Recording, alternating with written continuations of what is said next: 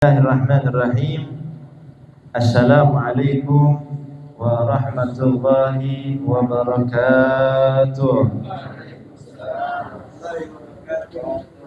Alhamdulillah wassalatu wassalamu ala sayyidina Rasulillah Sayyidina Muhammad ibn Abdullah wa ala alihi wa sahbihi wa man wala amma ba'd. Yang sama kita muliakan dan yang kita hormati para habaib, anak cucu baginda Rasul sallallahu alaihi wasallam. Yang sama kita muliakan, yang kita hormati Sayyidil Walid Al-Habib Ahmad bin Syekh Al-Bar, akhina Al-Mahbub Al-Habib Abdullah bin Alwi Al-Bar, Al-Habib Abdul Razik bin Ihsan Al-Bar, Habibana Al-Mahbub Habib Abdurrahman Hadun bin Idrus As-Segaf.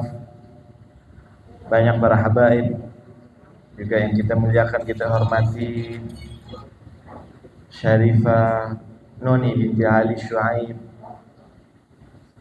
dan para jamaah hadirin hadiran, bapak-bapak, ibu-ibu yang insyaallah dimuliakan oleh Allah Subhanahu wa taala.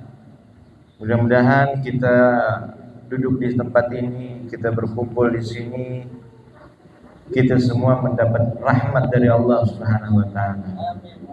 Kita mendapat syafaat Nabi Muhammad sallallahu alaihi wasallam. Kita mendapatkan keberkahan dari para wali sahibul hadrah. Amin ya Allah ya rabbal alamin. Ma'asyiral hadirin wal hadirat, ibu-ibu, bapak-bapak, seperti biasa kita kembali lagi berkumpul dalam rutinitas sore hari kita, yaitu pembacaan Hadrah Al-Bar wal Basaudan. Mudah-mudahan ibu-ibu kita bisa istiqamah, kita bisa terus dawam.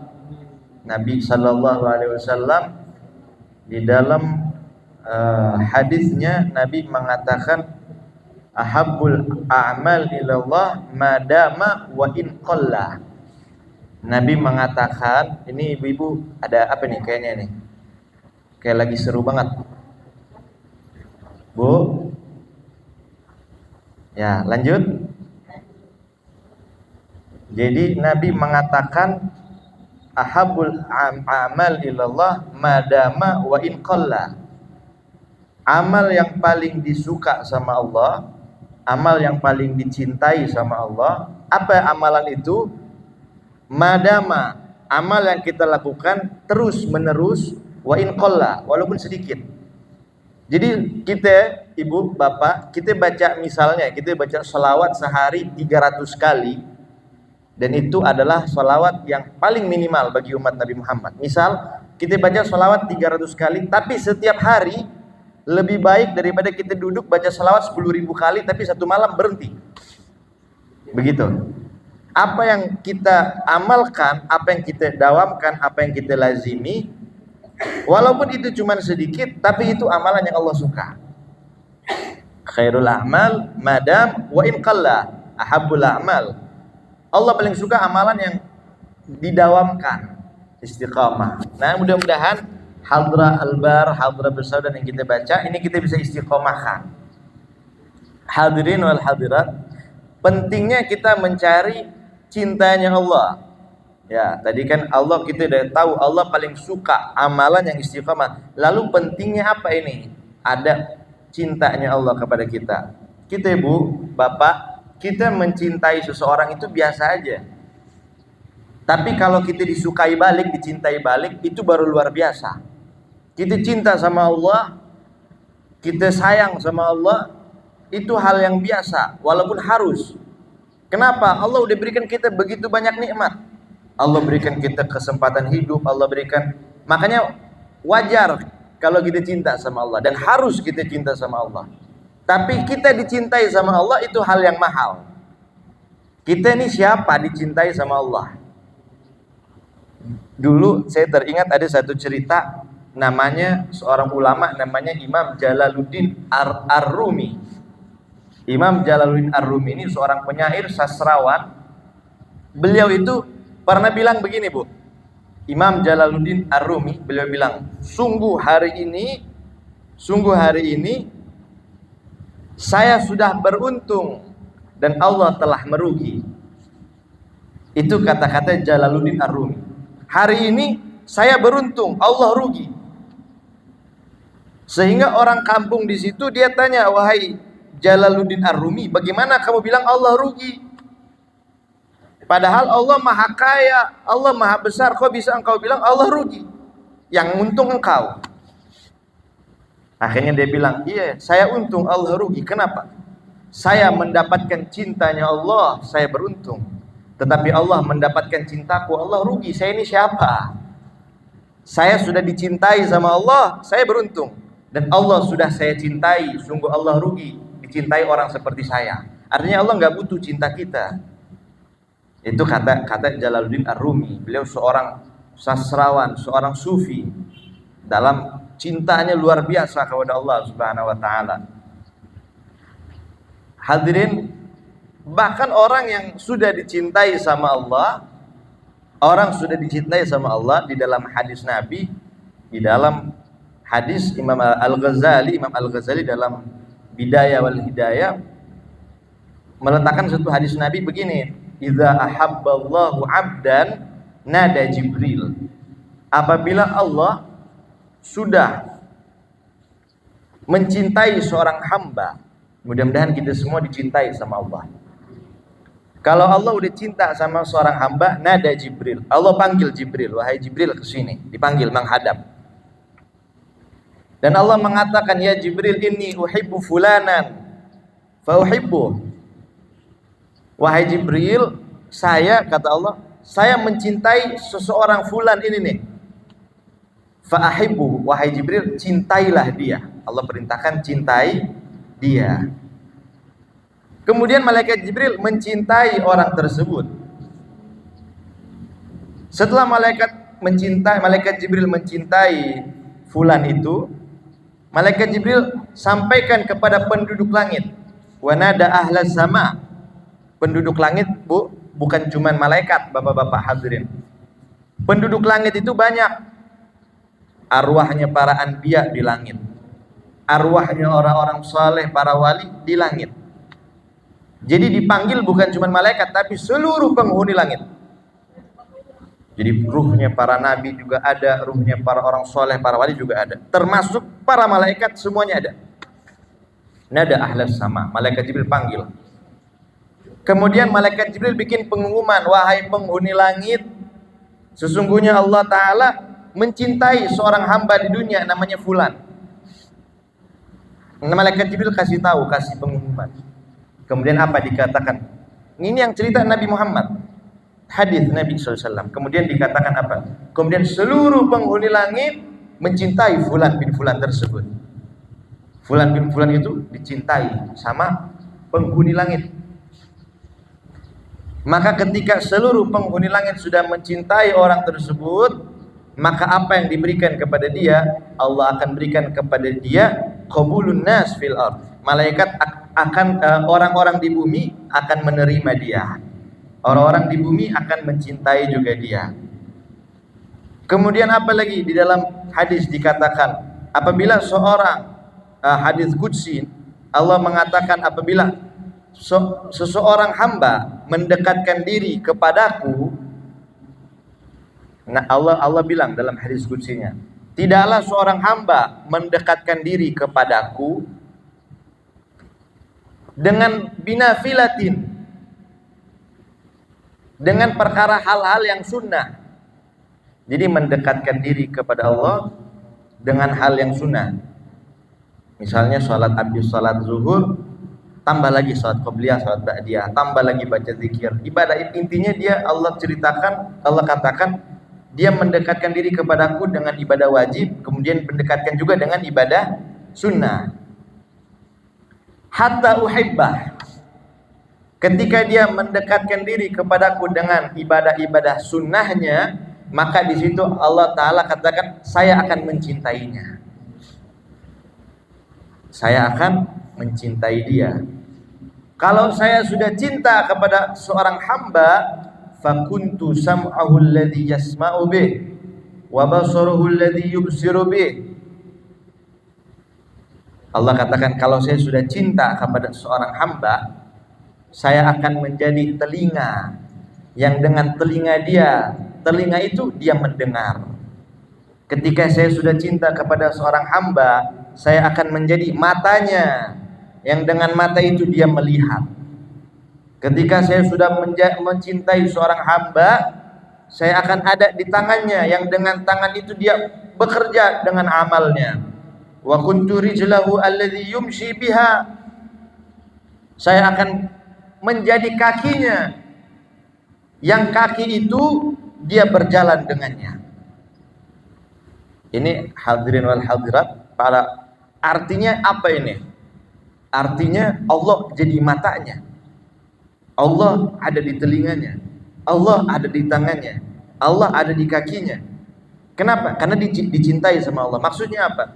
Allah ada di matanya, Allah jaga dia punya mata, jangan sampai memandang hal-hal haram, jangan sampai memandang remeh orang lain, jangan sampai memandang hina kepada orang lain. Dijaga matanya. Kenapa? Ini mata orang yang dicinta sama Allah. Allah ada di telinganya. Apa maksudnya? Allah jaga telinganya, jangan sampai ini telinga dengar-dengar hal-hal yang gak baik, dengar-dengar fitnah, dengar-dengar hasutan. Coba minta mik. Dengar-dengar gibah, dengar-dengar hal-hal yang gak baik. Allah jaga, Allah ada di dia punya telinga. Kemudian Allah menjadi lisannya, Allah menjadi lidahnya, yang dengan lisan itu dia berbicara. Maksudnya apa? Lidah itu tidak akan berkata-kata kecuali yang baik, kecuali zikir, kecuali sholawat, kecuali tahlil lain sebagainya. Allah ada di tangannya. Kenapa?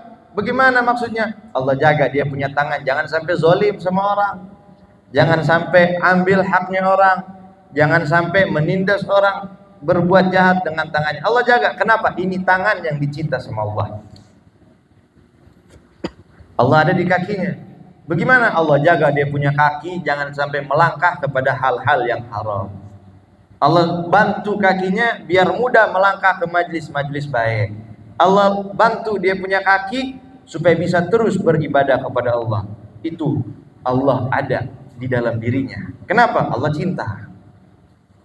Ada sebagian ulama mengartikan Allah ada di matanya, Allah ada di kupingnya, Allah ada di lisannya, Allah di tangannya. Itu Allah berikan kepada dia keramat. Allah ada di matanya, dengan mata itu dia bisa menembus, melihat hal-hal yang gak dilihat sama orang.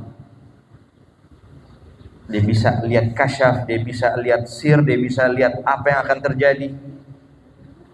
Allah ada di telinganya, dia bisa mendengar hal-hal yang mungkin gaib. Allah ada di tangannya, Allah berkahi dia punya tangan. Ada wali, kita tahu wali itu, kita minta air sama dia, kadang dia celupin jarinya, akhirnya jadi obat, akhirnya jadi berkah. Kenapa? Itu tangan, di situ ada Allah. Di situ bukan berarti zatnya Allah di situ, tapi di situ ada berkahnya, ada rahmat yang Allah berikan. Kenapa? Ini orang yang Allah cinta. Hadirin wal hadirat. Kemudian gak sampai di situ. Orang kalau dicintai sama Allah, Allah bilang apa? Tidaklah dia meminta kepadaku illa u'tiyanna.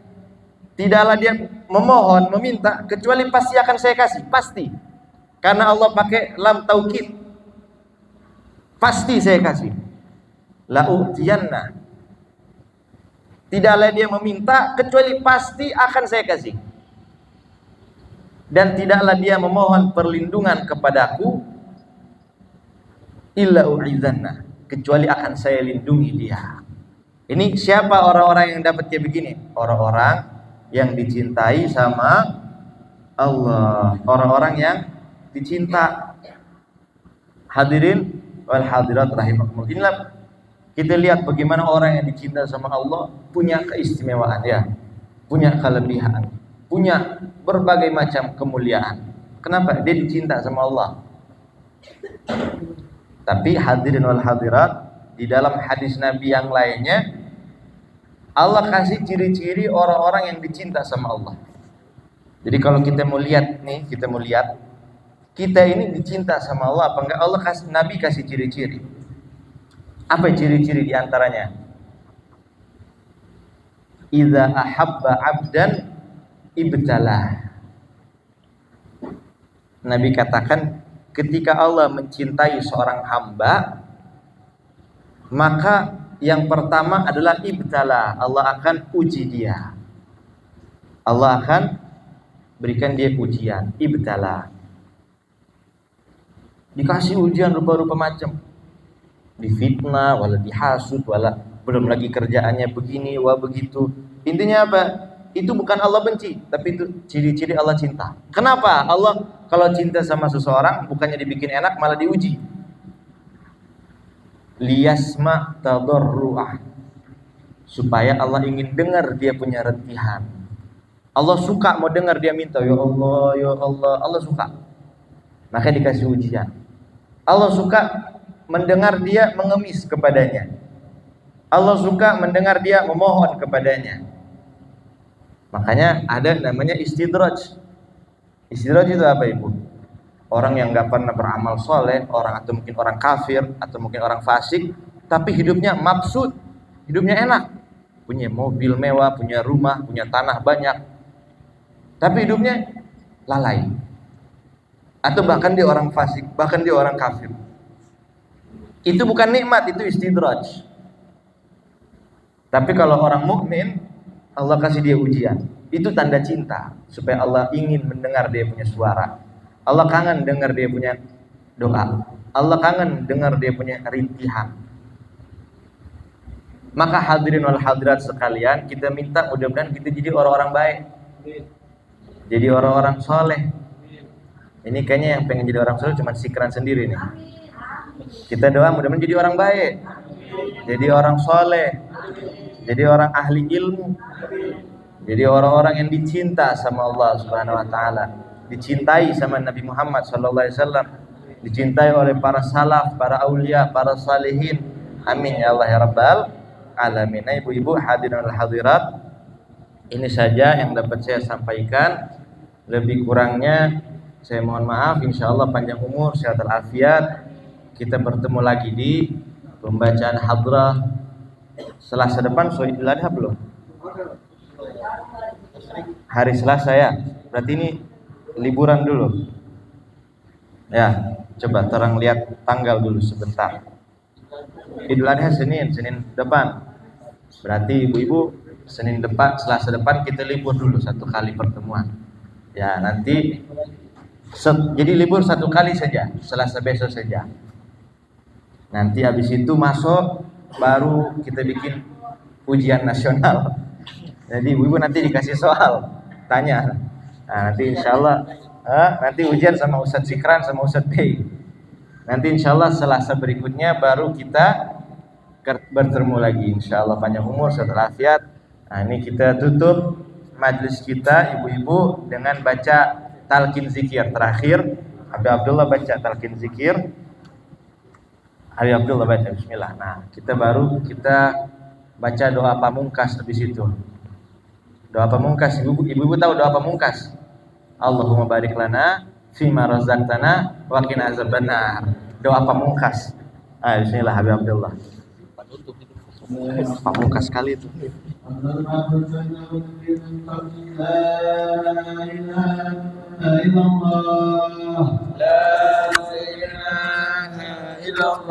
Al-mawjud fi kulli zaman,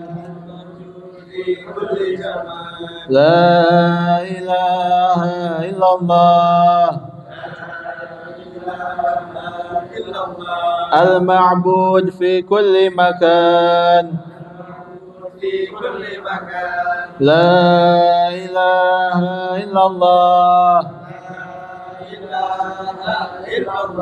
al-madhkur bi kulli lisan,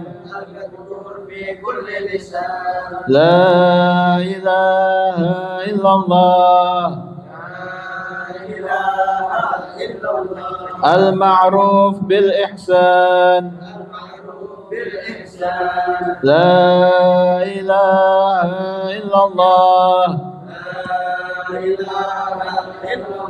كل يوم هو في شان لا إله إلا الله الأمان الأمان من زوال الإيمان ومن فتنة الشيطان يا قديم الإحسان كم لك علينا من إحسان إحسانك القديم يا حنان يا منان يا رحيم يا رحمن يا غفور يا غفار اغفر لنا وارحمنا وأنت خير الراحمين وصلى الله على سيدنا محمد وعلى آله وصحبه وسلم والحمد لله رب العالمين.